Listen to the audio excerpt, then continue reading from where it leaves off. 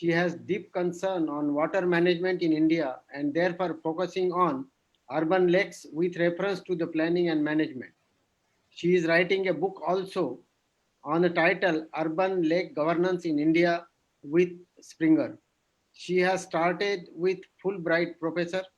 She has recently joined MIT University at Raipur as a professor. So we request Dr. Mansi Madam to kindly make her presentation. Thank you, Meshram sir and Pradeep Kapoorji. And thank you, ITTI, to giving me this opportunity. And yes, all the three speakers before me, thanks a lot. Thanks, Atan. You really made my life easy because you laid out all the problems because I was going to come to tell how we can really address it. And I am the black sheep today with all these heavyweight women who have so vast experience in the field of planning. So please bear with me because I will try to remain human in my presentation and what we can do as human beings, as you, me, and we. Uh, so the first thing I did was really looking at the title itself of today. So post-COVID or post-lockdown. So because I see these two as two different things, I have posted a paper which I presented recently as a media article that how lockdown works on psyche. So thanks, Kiran, for raising this issue. So I will be more looking at urban or habitat planning rather than talking about urban because now we have to really realize the importance of rural planning as well. I start with a tribute to all the COVID affected and caretakers. But at the same time, lockdown affected and followers because we know that actually poor people are more affected. As followers, we are happily sitting in our spaces and now doing this webinar. So we have to really take that into account. As I said in the beginning, um, I see these two are two different things, but at the same time interrelated. So I would like to start with the point where Uma had actually concluded that there is kind of a stress or the kind of a veto going on amongst the planners in the country or in this group, probably that lockdown is a good idea, that nature is healing.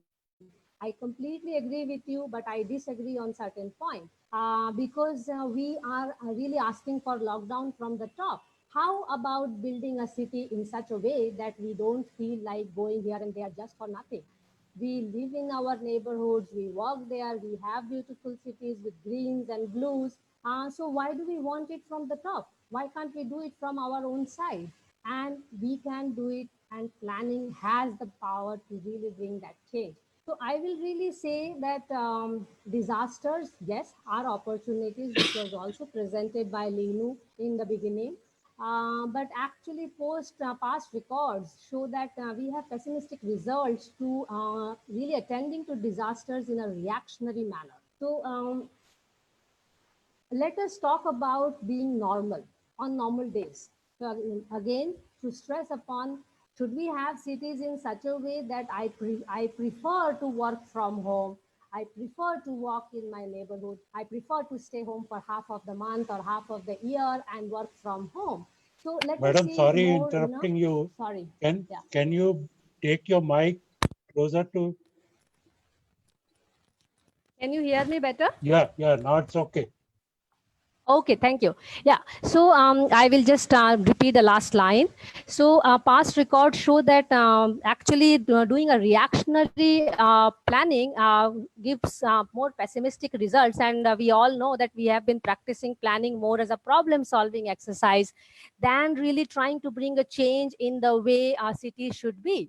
So that is where I see an optimism in it. And rather than reacting to how COVID can be treated, I would like to talk about, let us have a new normal, rather than really talking about defining that this is an abnormal moment. Yes, lockdown has brought a nature to healing, but we'll have to see if people are healing or not. I start with my learning from 20 years. I have been a student of all the dignitaries at CEPT University and also had a chance to work with many of them. And this is my timid learning, I will say, from planning, that ABCD of planning. where we are really heading towards doing smart cities, which is important, trying to really find out what is the optimal growth of a city as asked by GK in the questionnaire session, and how much more can be pumped into the city. So this has been a kind of a planning has been striving to really do all these kind of things. So these are my observations, really looking from distant, because I have been involved more in the large scale development projects in real time. Then there is this knack to really do towards sustainable development, something like Chandigarh, and not do something like China. And we, as planners and designers, we really struggling and striving to attain some kind of balance. We did learn from masters, but however, we are yet to learn from our mistakes. Let us stand up and accept our mistakes so that we can correct. And that requires genuine evaluations from us.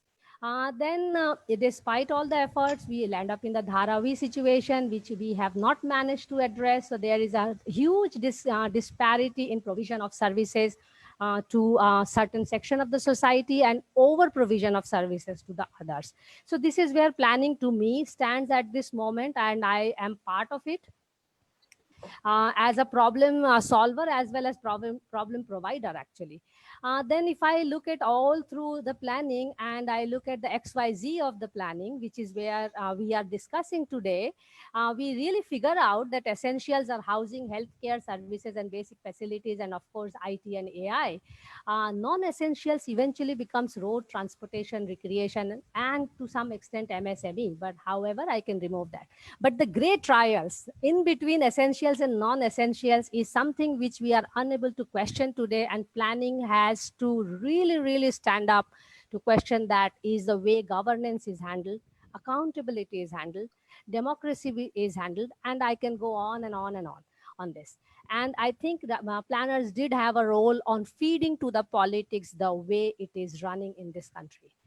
Events and disturbances, yes, it shows that we have opportunity, but it also actually exposes us as a professional, that where do we stand on cities, people, housing, public spaces, facilities, mobility, and all those. And that's where I will reinstate my argument that why aren't we building cities where we don't feel like taking our car every day and going there and then hitting others, that others are creating traffic and pollution.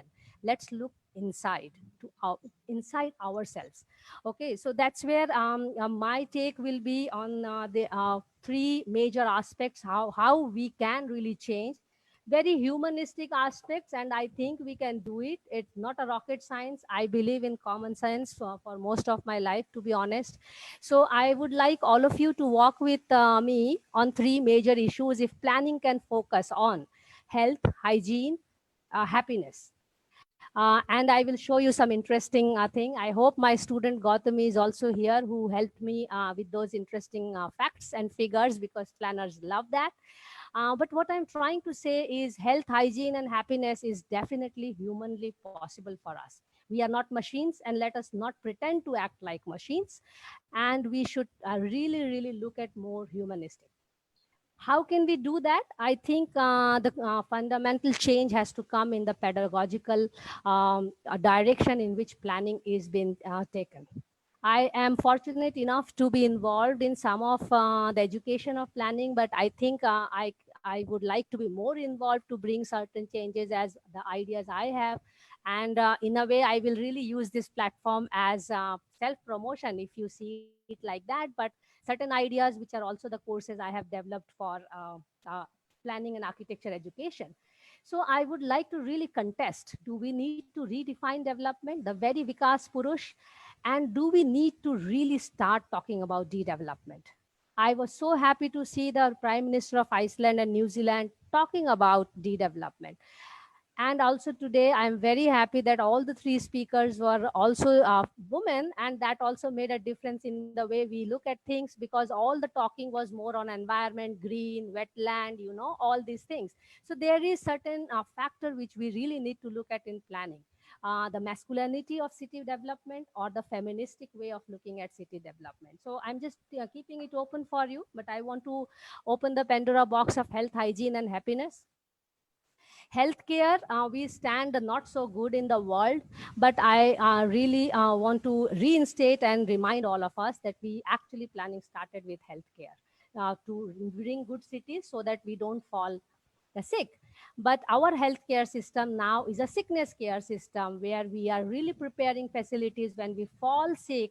What should we do? So we should have more hospitals, we should have more this, we should have better roads to reach to the hospitals, blah, blah, blah, blah, blah.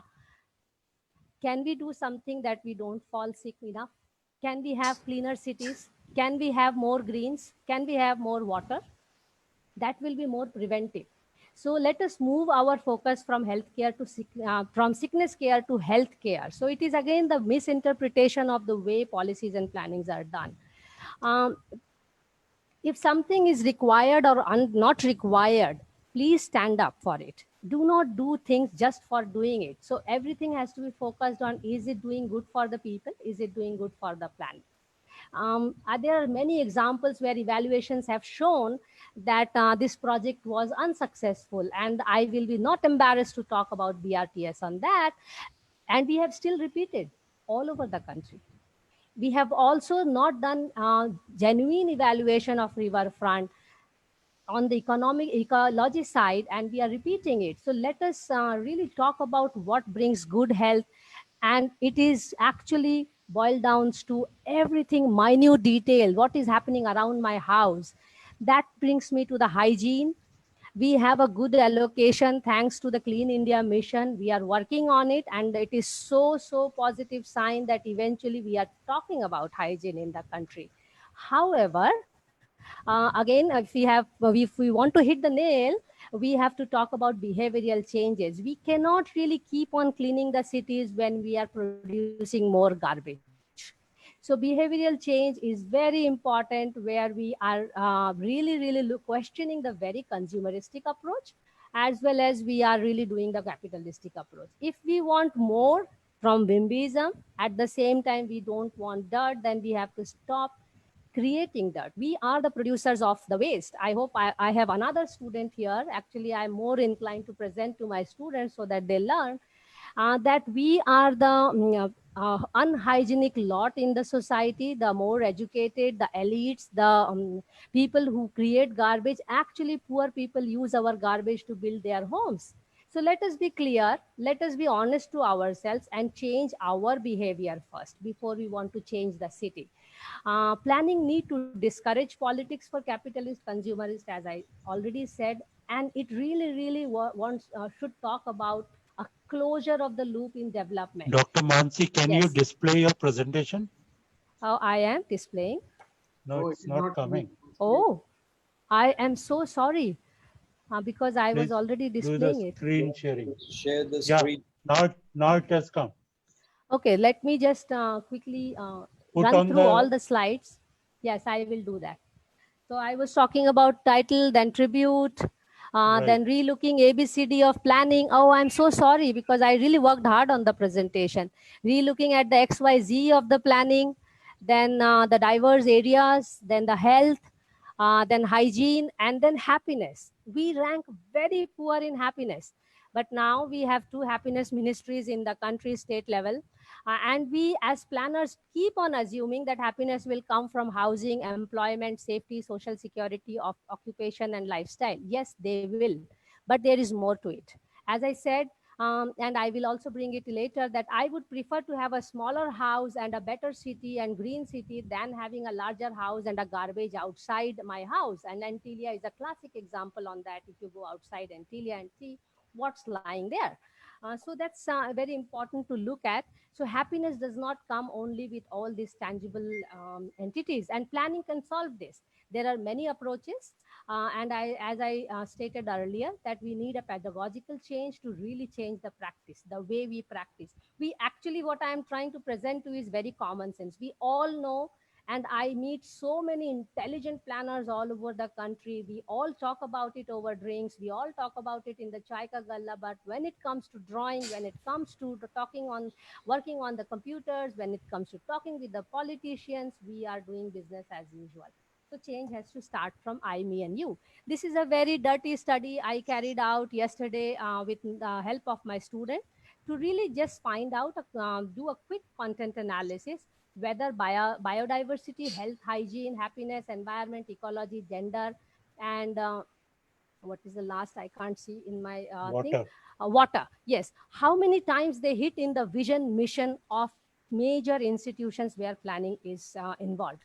ITPI, Smart City Mission, CEPT University, SPA Delhi. With no offense to anybody, this was just a dirty game. But I want to say, if things have to be there, and if you want to work on it, we have to have these words. So out of sight is out of mind, and this is what the figure shows. And for me, it was not surprising at all, because we live in this reality.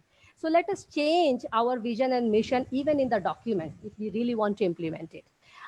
Because all these three is doable, humanly possible, as proven in every disasters and events, because we at the end, we are actually more humanitarian than we think we are.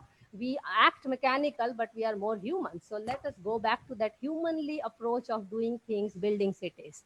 How do we do it? I have few tips for everybody. You may disagree, and you may also dump me out of this discussion as well. But the first thing first, realigning planning for politics, because planning is the main feeder for politics. We have been politicizing the science, we have been scientizing the politics. We really, really need to look at it and do certain things more, more consciously, whether we need to really, really feed something which the politicians want, or we have a better way to tell what the city needs or what the people needs. So please do join politics, clean politics, and green the politics more. We need more environmental politicians. Let us preach and practice genuine evaluations. That's very important. And unfortunately, evaluation has been the weakest part in planning in the country, because everyone, including planners and politicians, have been interested in doing new projects.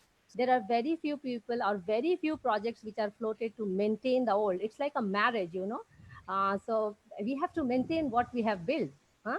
Marrying one day is very easy, but maintaining, we all know. I think 90% of the people know what I'm trying to say. So please let us learn to maintain something. So how do we do that? Build shareable data. Very important to build shareable data, which is the weakest part in doing futuristic planning. Realigning planning for the land. We have been seeing land use more as road, housing, commerce, and recreation. I think it is more. And Umar really, and other two speakers also pointed out very clearly, there is soil. And I think Linu made it very clear that soil degradation is a huge concern. And let us look at landscape more intelligently. I'm saying all this because I think this can be taught in planning. Landscape is not taught in planning. Let us teach landscape more from the hardscape and softscape. Let us do some genuine land use and also misuse, whistle for the misuse and abuse. We need not develop every piece of land. There can be some land just left for not development, in the sense, because the very idea of development paradigm has moved to concretization. We need to change that. Even ecological development is development. Even ecology needs economy, needs money to be developed. Let us focus and put some money in that area also. Realign planning for the habitat. Again, housing is one of the main sticks of planning, or the torch of the planning. Let us look at it very genuinely. We all know about the occupancy and vacancy problem. Ahmedabad has, I think, highest vacancy rate in the country. At the same time, many people live in the slums, and now we are seeing their problems. A place near my house has nearly 1,400 slums living there by the lake. So we really need to change the mindset, and also planning students and professionals can work out some mechanisms of taxation where people do not hoard possessions. We need to find out to stop hoarding by the. So all these lessons are for actually for us, not for others. Let us change ourselves before we change the society and others. Shift on the blue. Yes, we have to shift, and all the three speakers have made my life easy that we have to include. We still do land use planning. Please, can we start integrated land use and water use planning? This has been my fight for 20 years now. We have to start. There is no map of water in land use planning. Just open any development plan in the country. 70% is occupied by transportation. Then there is one paragraph on water. That already speaks about how much weightage we give. And we are the ones who are making these documents, isn't it? So let's change something there.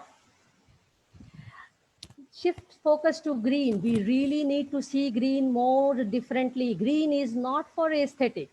Green is not to just look. Green houses all the other species than human beings also, and it gives us something to breathe.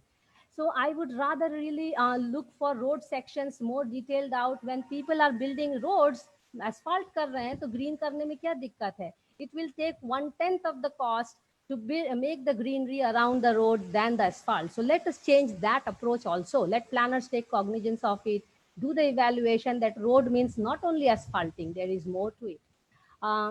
Then understanding the biodiversity. This has been weakest in planning as well as in architecture because I teach there as well.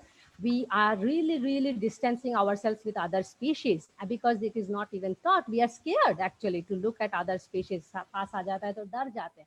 So why not have spaces in the cities if they are half of the species around us? Have half of the city for them, no go area for humans, for others. So I will extensively propagate building of urban forests. Not farming because water calculation is a big tricky there. So urban forest where humans don't need to go. Let it be there for others. So wetlands are very good locations for that. Why do we need every square inch of the city for humans? That's my question. We look at the SDG, and I have put only one point there. We need to be responsible for consumption and production, and this is kind of summing up from the previous, because we cannot really go on ye dil mange more. We are already utilizing the climate more. So actually the solutions are really not rocket science. We just need to change the way we teach or the preach or the way we practice. So we really have to build cities where we do not have access, but at the same time we have for the needy, and we need to change our lifestyle. 2 cars, 3 cars, two houses, 3 houses. Can there be not any property taxation to stop this? I think planners can suggest that to the people. Devaluing land, you know, just bring the land to zero value. It's not a big deal. Then only value the development which comes to it, because anyway land has no value. The moment planners put yellow in it, it becomes 100 rupees square feet. You put blue, it becomes 1000 rupees square feet, and then you put wasteland, it becomes 0 rupees square feet. So your pen is very important. Now it is the mouse. It's very important. Sustainable cities, you know, very, very tricky. Smart cities, we are building smart city. This is my grandson at the bottom. This is his smart city, by the way.